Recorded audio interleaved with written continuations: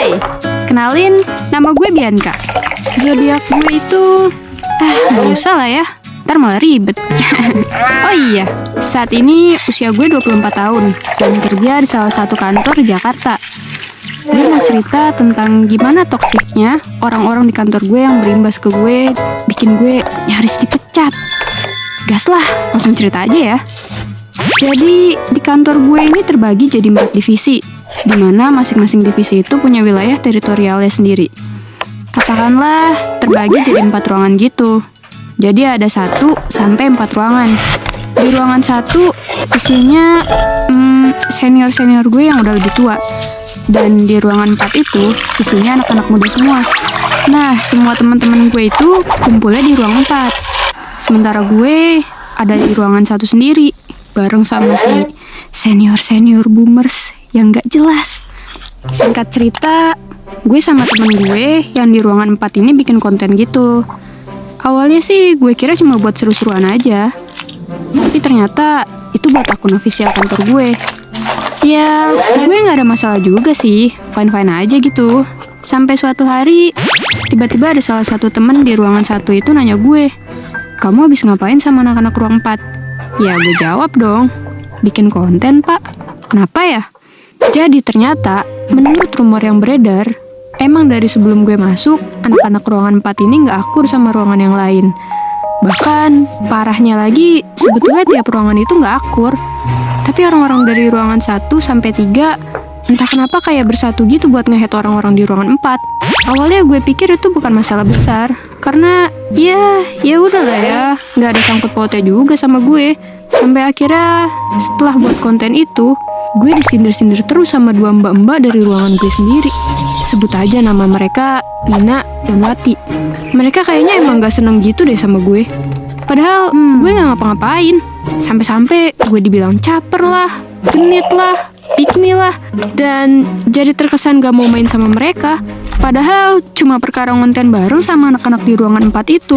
Terus karena bos ruangan 4 ini tahu kalau gue udah sering disindir sama Lina dan Wati, akhirnya bos ruangan 4, sebut aja Mas Reno, ngadulah ke CEO gue.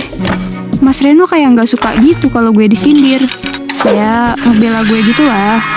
Sementara bos di ruang gue sendiri aja mah buru-buru mau peduli. Lagian masa sesama satu perusahaan gak boleh konten bareng? Kan kontennya juga buat naikin perusahaan ini. Akhirnya karena aduan Mas Reno ke CEO gue, panggil lah tuh si Lina dan Wati. Dan ternyata yang gak suka tentang hal ini tuh bener-bener dari ruangan 1 sampai 3.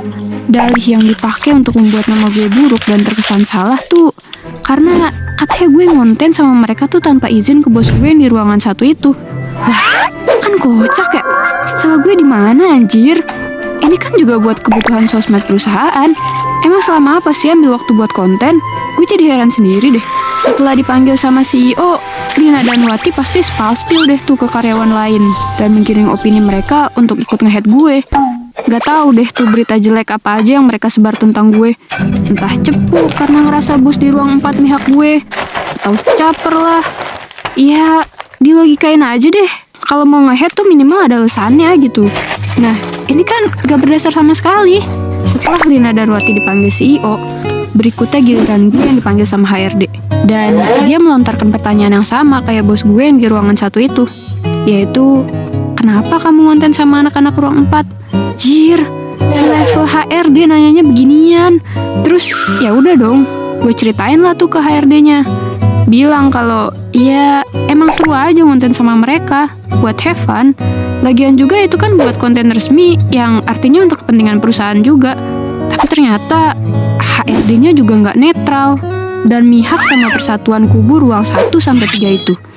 Di sini gue ngerasa kayak salah gue apa woi? Bener-bener kecewa sejadi-jadinya. Berasa nggak profesional banget. Kalau kayak gini kan, ya makin kuat lah tuh power mereka. Aduh, capek banget deh gue. Kira hari-hari gue jalanin seperti biasa, dengan banyak mengeluh dan pesimis menjalani kehidupan. Sampai nggak kerasa, udah seminggu setelah kejadian konyol itu. Dan timbullah masalah baru. Kali ini, sebabnya karena gue dan kawan-kawan ruang 4 yang perempuan itu main sama ex-karyawan yang udah resign. Gue cuma makan siang bareng sama dia. siang. Dan tiba-tiba gue dipanggil lagi tuh sama bos gue yang di ruangan satu itu. Ditanya, abis dari mana dan kenapa pergi sama dia? Ya itu kan hak gue dong. Tuh gak aneh-aneh. Sumpah gue gak ngerti lagi ini tuh lingkungannya kenapa bisa sebusuk ini.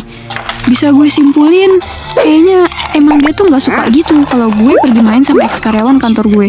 Padahal menurut gue itu sebetulnya masalah personal. Tuh kalau bos gue atau karyawan lainnya punya masalah sama ex-karyawan, ya itu kan urusan mereka, bukan urusan gue. Personal mah personal aja. Gue capek dibawa-bawa mulu.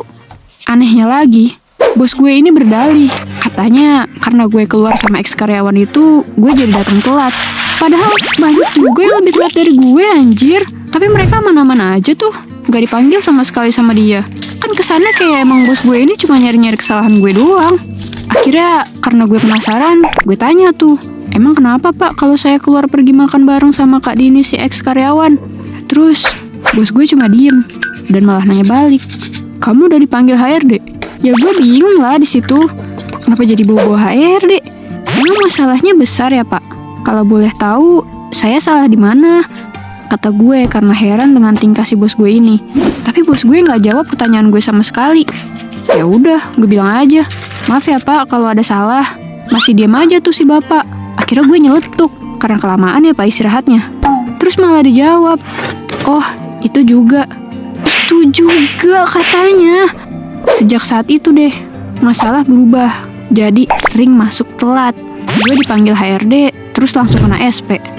Nah, salah gue di mana? Gue nggak ngerti, sumpah nggak ngerti.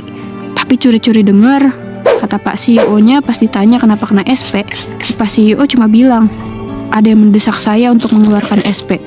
Nah, kan? Berarti ada main di belakang nih kalau gini. Gila ya orang-orang. Kok bisa tega bersekongkol gini buat jatuhin gue? Kalau emang CEO gue aja udah sampai terdesak kayak gitu, berarti kan ada power yang lebih besar atau ada orang yang mempengaruhi dia untuk ngelakuin ini.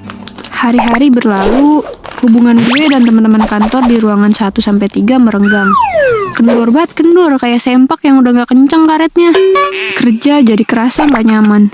Cuma sekedar dateng, kerjain, balik. Bener-bener gak ada euforia buat bersosialisasi. Karena ya semuanya udah terasa anyep. Tapi gue senang sih, karena teman-teman gue di ruangan 4 masih berhubungan baik sama gue.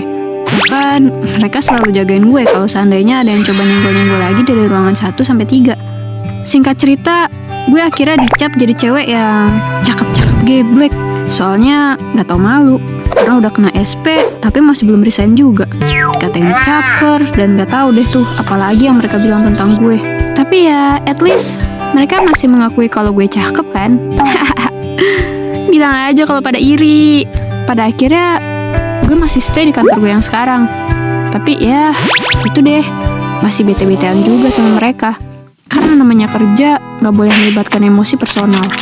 Kalau kalian jadi gue, kalian bakal gimana nih? Kalau boleh jujur ya, kalau udah kerja dan ada masalah di kantor itu sebenarnya wajar. Cuma ya emang bikin gak nyaman sih. Ujung-ujungnya balik ke diri kita masing-masing. Sanggup gak dengan segala hal kemungkinan yang ada? Stay atau resign, itu pilihan. Tapi please banget, kalau ada hal yang dirasa bukan salah lu tapi lu dipaksa merasa bersalah, lu harus lawan. Resign juga harus penuh pertimbangan ya. Jangan asal cabut aja ya guys.